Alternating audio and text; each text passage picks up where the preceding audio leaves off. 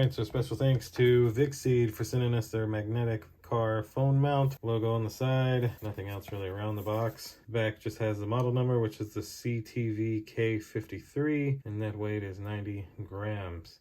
So let's open this on up. All right. Oh, very nice. All right, all right. Everything else is down in here. So essentially, this part is able to easily be loosened and clip into your vents. And then you just unscrew this, slide it over here, pop this into place, and then retighten this.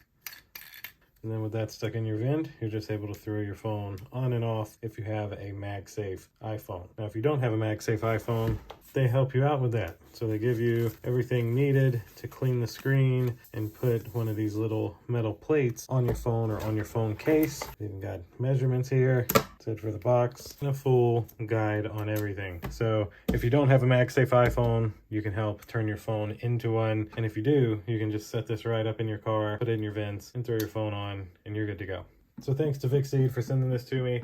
Thank you all for watching, and we'll see you in the next one. Deuces.